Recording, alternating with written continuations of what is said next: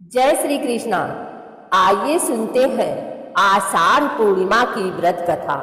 द्वापर युग में एक समय की बात है। माँ यशोदा ने भगवान कृष्ण जी से कहा कि हे कृष्ण, तुम सारे संसार के उत्पन्न करता पोषक हो। आज तुम मुझे ऐसे व्रत कहो जिससे स्त्रियों को मृत्युलोक में विधवा होने का भय नहीं रहे तथा यह व्रत सभी मनुष्यों की मनोकामनाएं पूर्ण करने वाला हो। यह सुनकर श्री कृष्ण ने कहा, हे माँ, आपने मुझसे बहुत ही सुंदर सवाल किया है। मैं आपको विस्तार पूर्वक बताता हूँ। सौभाग्य की प्राप्ति के लिए स्त्रियों को 32 पूर्णमासियों का व्रत करना चाहिए। इस व्रत करने से स्त्रियों को सौभाग्य, संपत्ति आदि की प्राप्ति होती है और संतान की रक्षा होती है। यह व्रत अचल सौभाग्य को देने वाला एवं भगवान शिव के प्रति मनुष्य मात्र की भक्ति को बढ़ाने वाला व्रत है। तब यशोदा जी कहती है, हे कृष्ण, सर्वप्रथम इस व्रत को मृत्यु लोक में किसने किया था? इसके विषय में विस्तार पूर्वक मुझे बताओ। तब श्री कृष्ण भगवान कहते हैं कि इस भूमंडल पर एक अत्यंत प्रसिद्ध राजा चंद्रहास्य से पालित अनेक प्रकार के रत्नों से परिपूर्ण कातिका नाम की एक सुंदर नगरी थी। वहां पर धनेश्वर नाम का एक ब्राह्मण निवास करता था। उसकी स्त्री अति सुशीला रूपवती स्त्री थी। दोनों ही उस नगरी में बड़े प्रेम के साथ निवास करते थे। घर में धन धान्य आदि की कोई कमी नहीं थी। उनको एक बड़ा दुख था, उनके यहाँ कोई संतान नहीं थी। इस दुख से वे अत्यंत दुखी रहा करते थे। एक समय एक योगी नगरी में आया था। वह योगी उस ब्राह्मण के घर को छोड़ करके सभी के घर से भिक्षा लाकर भोजन किया करता था। रूपवती से वह भिक्षा नहीं लेता था। उस युग में रूपवती से भिक्षा न लेकर के और अन्य दूसरे घर से भिक्षा ले करके भिक्षा के अन्न को गंगा के किनारे जाकर के बड़े प्रेम से खा रहा था। तभी धनेश्वर ने योगी को ऐसा करते हुए देख लिया था। अपनी भिक्षा के अनादर से दुखी होकर के धनेश्वर योगी से कहता है कि हे महात्मा, आप सभी घरों से भिक्षा लेते हैं, लेकिन मेरे घर की भिक्षा कभी नहीं लेते हो। इसका क्या कारण है? तब योगी ने कहा कि मैं निसंतान के घर की भीख पतितों के अन्न के समान हो जाती है, और जो पतितों का अन्न खाता है वह भी पतित यानी पापी हो जाता है।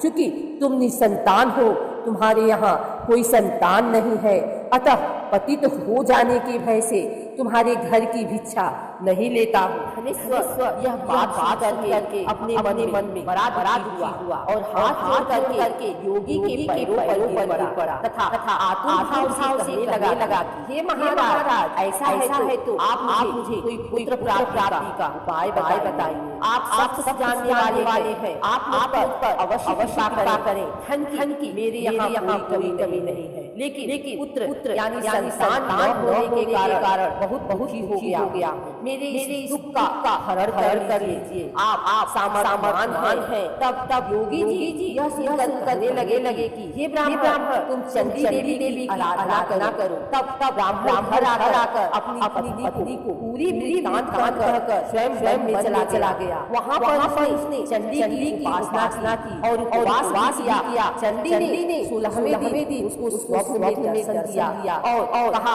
हे धनेश्वर, जा तेरी यहाँ पुत्र होगा, लेकिन उसकी 16 वर्ष आयु में मृत्यु हो जाएगी। यदि तुम दोनों स्त्री पुरुष 32 पूर्णमासियों का व्रत श्रद्धापूर्वक और विधि पूर्वक करोगे तो वह आयु हो जाएगा। जितनी तुम्हारी सामर्थ्य हो उतने आटे के बनाकर शिव जी की पूजा करना। लेकिन पूर्णमासी को 32 हो जाना चाहिए। और प्रातः का इस स्थान के समीप एक आम का दिखाई देगा। उसे तुम चढ़ कर फल कर सीख अपने घर ले जाना और अपनी स्त्री को सारा दान बताना। और ऋतु स्नान करने के बाद वह स्वच्छ करके और शंकर जी का ध्यान करके फल खा लेगी। तब भगवान शंकर के पास गर्भ भर जाएगा। जब ब्राह्मण प्रातः काल था तो उसने उस स्थान के पास एक आम का वृक्ष देखा जिस पर बहुत सुंदर आम का लगा हुआ था। उस ब्राह्मण ने आम की पेड़ पर चढ़कर फल तोड़ने का प्रयत्न किया और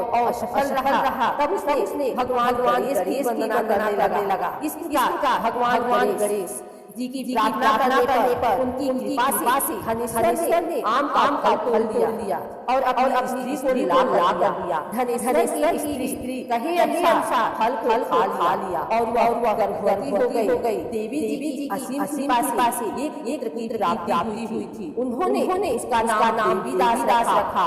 बालक अपने पिता के घर में पढ़ने लगा। भवानी की कृपा से वह बालक पढ़ने में बहुत होशियार था। दुर्गा जी की आज्ञा अनुसार उसकी माता ने 32 पूर्णमासी के व्रत रखना शुरू कर दिया था, जिससे बालक दीर्घ आयु वाला हो जाए। 16वां साल लगते ही देवीदास की पिता को बहुत ही चिंता हो गई थी। कहीं उनके मृत्यु इस साल नहीं हो जाए। इसलिए उन्होंने अपने मन में विचार किया कि यह दुर्घटना उनके सामने हो गई तो वे कैसे सह पाएंगे। तो उन्होंने देवीदास की मामा को बुलाया और कहा कि देवीदास एक वर्ष के लिए काशी जाकर विद्या का अध्ययन करे और उसको अकेला भी छोड़ना चाहिए। इसलिए साथ में चले जाओ और एक वर्ष के बाद इसको वापस लौटा के ले आना। तब सारा करके उनके माता पिता ने देवीदास को एक घोड़े पर बैठाकर उसके मामा के साथ भेज दिया। किंतु ये बात उसके मामा या और किसी को पता नहीं थी। धनेश्वर ने अपनी पत्नी के साथ माता भगवती के सामने मंगल कामना एवं दीर्घ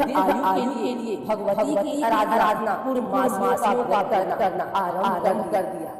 इस प्रकार उन्होंने 32 पूर्णमासियों का पूरा किया। एक मामा और भांजा रात आने के लिए एक गांव में ठहरे थे। वहाँ पर एक ब्राह्मण की लड़की का विवाह होने वाला था। जहाँ बारात थी वहाँ पर ही देवीदास और उनके मामा ठहरे हुए थे। इसके बाद लड़की ने देवीदास के विवाह को अपना मान लेती है और उससे ही विवाह करने के लिए कहती है। लेकिन देवीदास ने अपनी आयु के बारे में बताया। फिर भी लड़की ने कहा कि जो गति आपकी होगी वही मेरी होगी। ये स्वामी आप उठिए और भोजन कर लीजिए। इसके बाद देवीदास और उसकी पत्नी दोनों ने भोजन किया। सुबह देवीदास ने अपनी पत्नी को 3 नगों से जड़ी एक अंगूठी और रुमाल दिया। मेरा मरण जीवन देखने के लिए एक बाटा बना लो। जब मेरा प्राण अंत होगा तो ये फूल जाएंगे।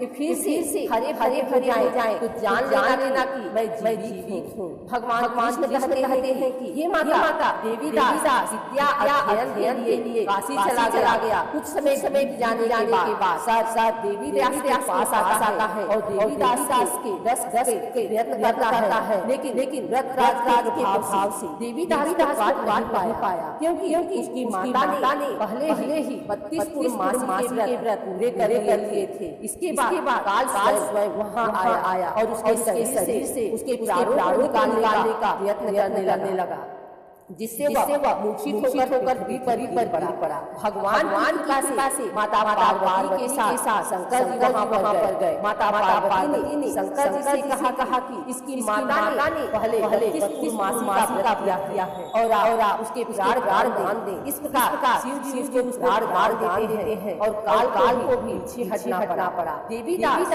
स्वस्थ होकर पुनः बैठ गया। उधर उसकी स्त्री उसके काल की इच्छा किया करती थी। जब उसने देखा कि पुष्प वाटिका में पुष्प और पत्ते नहीं रहे तो उसको अत्यंत आश्चर्य हुआ। लेकिन जब वाटिका हरी भरी हो गई तो वह जान गई कि उसके पति को कुछ नहीं हुआ है। यह देख करके वह बहुत प्रसन्न मन से अपने से लगने लगी कि पिताजी मेरे पति जीवित हैं, आप उनको दो। 16वां साल बीत जाने पर देवीदास अपने मामा के साथ काशी से वापस चल दिया।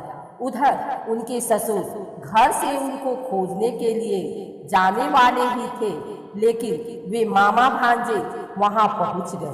ससुर उनके अपने घर में ले गया और नगर निवासी वहां पर एकत्रित हो गए और उन्होंने निश्चय किया कि इस कन्या का विवाह इसी बालक के साथ हुआ था। कन्या ने भी लड़के को पहचान लिया था। कुछ दिन बाद देवीदास अपनी पत्नी और मामा के साथ बहुत से उपहार लेकर अपने नगर की ओर चल दिया। जब वह गांव के निकट आ गया तो वहां के लोगों ने उसे देखकर उनके माता पिता को पहले ही खबर दे दी, तुम्हारा पुत्र देवीदास अपनी पत्नी और मामा के साथ आ रहा है। ऐसा सुनकर उनके माता पिता बहुत ही खुश हुए। पुत्र और पुत्र वधू की आने की खुशी में धनेश्वर ने बहुत बड़ा उत्सव मनाया। तब भगवान श्री कृष्ण जी कहते हैं कि धनेश्वर 32 पूर्णमासी के प्रभाव से पुत्रवान हुआ। जो व्यक्ति या स्त्री इस व्रत को करते हैं जन्म जन्मांतर के पापों से छुटकारा प्राप्त कर लेते